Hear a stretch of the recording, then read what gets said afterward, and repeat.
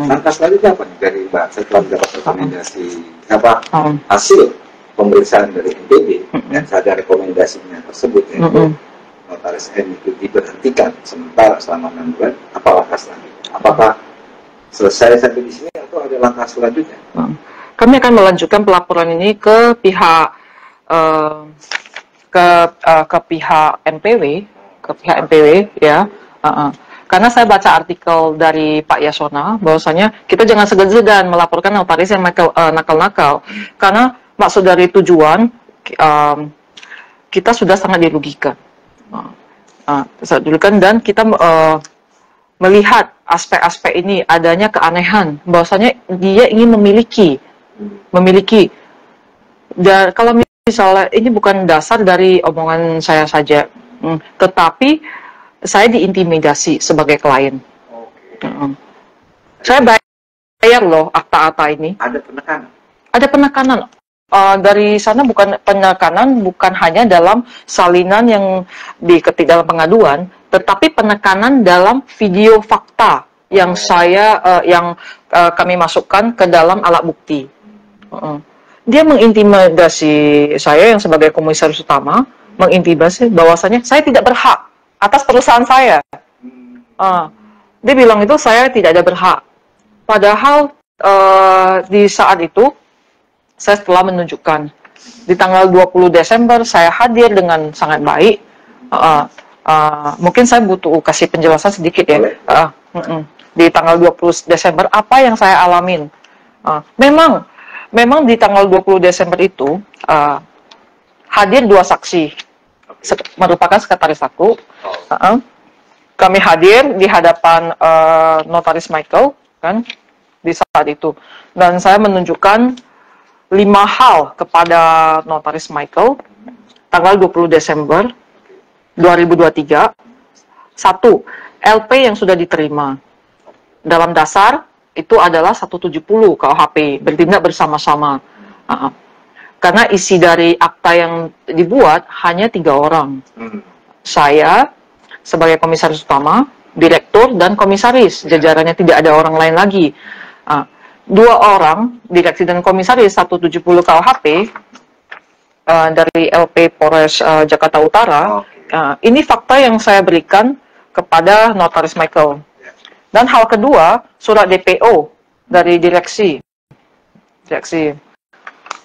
Yang ini juga sudah saya bubuhkan dan diterima baik ya. Dan juga ini rekam medis.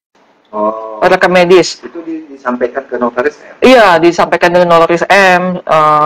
Saya membawa 2 sekretaris aku kan, bahwasanya itu saya lagi tindak pidana yang dibuat oleh direksi dan komisaris, dan saya menunjukkan, saya menunjukkan bahwasanya itu aku dirawat intensif ya sama dokter ya.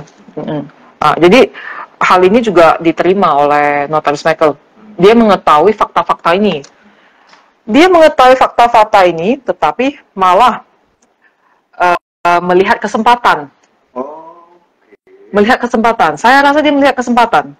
Karena di saat itu dia menindas, mengintimidasi kan, bahwasanya saya dicemooh-cemooh dan hal-hal yang lain gitu-gitu. Dimaki-maki gitu. Dimaki-maki kan, saya dibilang kamu pulang aja, kamu kan nggak mati. Kamu pulang aja jaga anak. Gitu. Gitu. Terus untuk ke NPW, tadi kan ini dari NPD. Dari NPD mau juga ditingkatkan ke NPW, rekomendasi ini. Apa yang sudah Mbak sampaikan? Langkah apa yang sudah dilakukan untuk NPW? Mungkin dari kita akan bersurat kepada NPW untuk memberikan sidang yang objektif atau berkeadilan. Berkeadilan. Karena melihat dari fakta-fakta yang terjadi terhadap saya, kan itu sangatlah tidak manusiawi. Saya seolah-olah itu di saat saya lemah, di saat saya di rumah sakit, di saat saya membutuhkan bantuan, malah dijadikan satu kelemahan aku untuk ini menguasain, seolah-olah itu. Ada agenda indikasi ingin mengambil alih PT yang buat. Benar. Melalui pembuatan akta. Benar. Berarti notas ini ada kerjasama dengan pihak yang di PT buat. Kita tidak tahu mengenai itu, tetapi melihat dari SK yang dibentuk, SK AHU, tanggal 28 Desember itu adalah berita acara perubahan.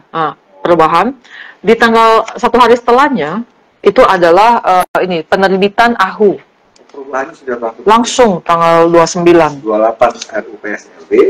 29 langsung juga dilakukan perubahan terhadap organ perseroan. Iya, organ perseroan, dan ini ada penjualan saham yang tidak saya ketahui sama sekali.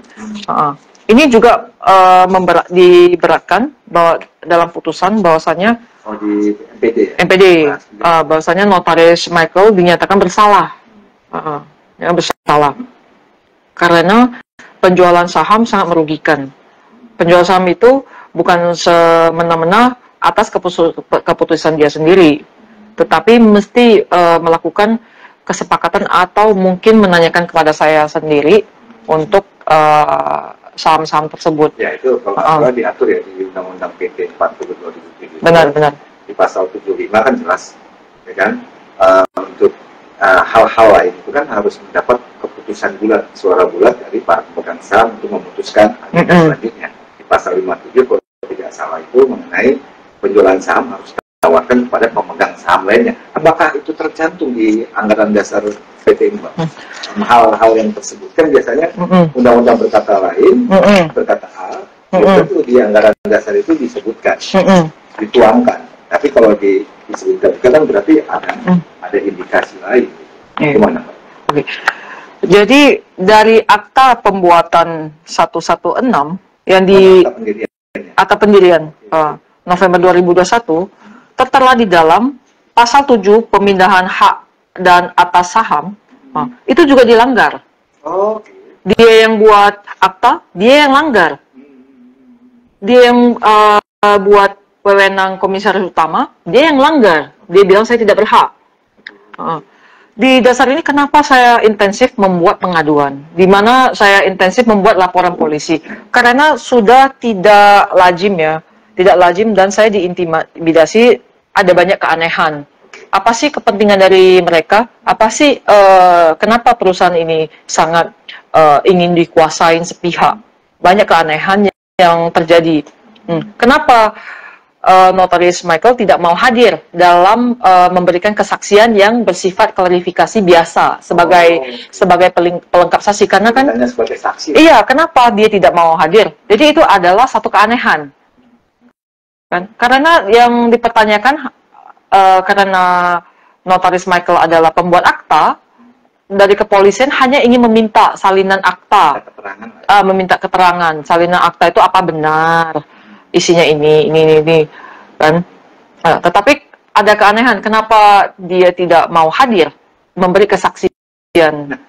Sebelum jauh, apakah dari pihak kepolisian sudah mengajukan surat ke MK sebagai pintu masuk untuk memanggil, meminta akta, salinan akta? Kan biasanya melalui, yang saya tahu ya, melalui MKN, benar, kehormatan notaris, dapat rekomendasi izin dari MKN untuk memanggil atau meminta keterangan notaris, kemudian meminta salinan akta melalui pintunya itu. Apakah itu sudah dilakukan kepolisian? Bes, kalau sejauh ini, sejauh mana Pak tahu? Pihak kepolisian sudah mengirimkan surat ke MKN untuk persetujuan klarifikasi terhadap notaris Michael pembuat akta perusahaan CCK. Tetapi sampai saat ini MKN belum memberikan satu kepastian. Makanya lah dari pihak pelapor mengajukan pengaduan ini ke MKN. Gitu. Akhirnya hari ini kan saya ingin menyampaikan di tanggal 3 Oktober 2024 saya mendapatkan hasil putusan rekomendasi dari para majelis atas atas pengaduan yang saya buat, di mana di dalam rapat tersebut hadir di dalam meja sidang rapat adanya 9 majelis-majelis kehormatan yang hadir di sana untuk melihat barang-barang bukti yang dimana ini merupakan fakta yang tidak dibuat. Jadi ini benar-benar fakta yang dialamin, bahwasanya adanya keanehan dalam surat kuasa, legalisir, kan, undangan troops, dan melihat kondisi pidana yang ada dalam laporan Polres Jakarta Utara, kenapa itu masih difasilitasi oleh Notaris Michael. Jadi itu adalah fakta-fakta yang di dalam rapat waktu pemeriksaan gitu. Benar, benar. 9 orang. Permasalahan itu semua. Benar, 9 orang.